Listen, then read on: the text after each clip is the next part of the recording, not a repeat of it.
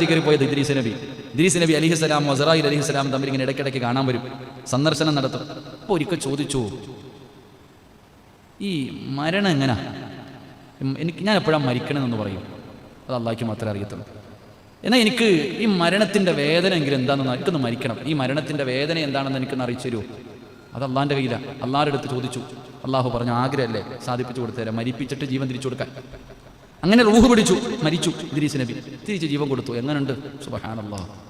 ഇദ്രീസ് നബി പറയാം, പ്രശ്നം ഇത് എന്താ പൈല്ലേ, അവിടെ നിന്ന് മരിച്ചു, മരണത്തിൻ്റെ വേദന അറിഞ്ഞു.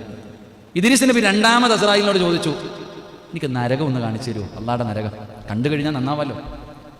അള്ളാഹിനോട് ചോദിച്ചു, അള്ളാഹു അനുവാദം കൊടുത്തു, നരകവും കൊണ്ട് കാണിച്ചു കൊടുത്തു. മുകളിൽ കൂടി ഇങ്ങനെ, ഓ മതി അള്ളാഹ് പ്രശ്നം, നീ കാണണ്ട, അള്ളാഹ് തിരിച്ചു വന്നു. മൂന്നാമത് ഇദ്രീസ് നബി അസ്റായിൽ അലൈഹിസ്സലാമിനോട് ചോദിച്ചു, ഒരു ആഗ്രഹം കൂടെ ഉണ്ട്, സ്വർഗ്ഗം ഒന്ന് കാണിച്ചു തരുമോ? അതും അള്ളാഹുവിനോട് ചോദിച്ചു, അള്ളാഹു അനുവാദം കൊടുത്തു. അങ്ങനെ ഇദ്രീസ് നബിയും അസ്റായിൽ അലൈഹിസ്സലാമും കൂടെ സ്വർഗ്ഗത്തിൻ്റെ മുന്നിൽ വന്നു. എന്നിട്ട് ഇദ്രീസ് നബിയോട് പറഞ്ഞു, ഈ കാണുന്ന സ്വർഗ്ഗം കയറിപ്പോയി കണ്ടിട്ട് പെട്ടെന്ന് ഇറങ്ങി വാ, എനിക്ക് കയറാൻ അനുവാദമില്ല, എനിക്ക് അകത്തേക്ക് കയറാൻ, അത് നീ പോയി കണ്ടിട്ട് പെട്ടെന്ന് വാ.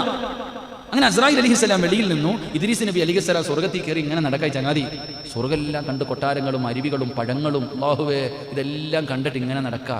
ഇദ്രീസ് നബി ഇങ്ങനെ കറങ്ങി നടക്കുന്നു, അസ്റായിൽ പുറത്ത് കാത്തു നിൽക്കുന്നു. ഒരുപാട് നേരമായിട്ടും ഈ പ്രവാചകൻ ഇറങ്ങി വരുന്നില്ല.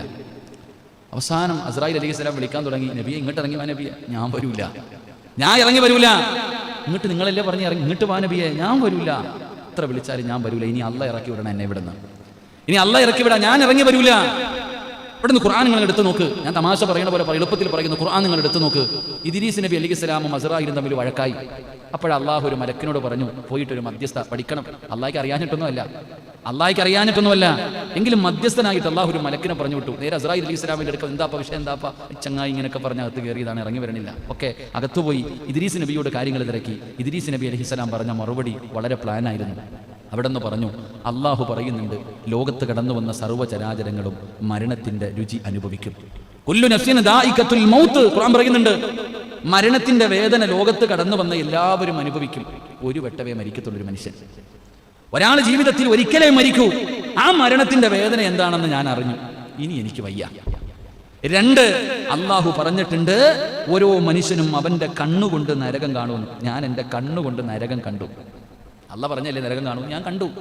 മൂന്ന്, സ്വർഗത്തിൽ കയറിയ ഒരാൾ അള്ളാഹ് ഇറക്കി വിടത്തില്ല. സ്വർഗത്തിന്റെ അകത്തേക്ക് കടന്ന ഒരാൾ അള്ളാഹു ഇറക്കി വിടത്തില്ല. ഇനി അള്ളാഹ് ഇറക്കി വിട്ടാലേ ഞാൻ പോത്തുള്ളൂ. അള്ളാഹു പറഞ്ഞ ചങ്ങാതി അവിടെ വിട്ടേക്കാൻ തന്നെ പറഞ്ഞു. അള്ളാഹു ഈ നൽകുമാറാകട്ടെ.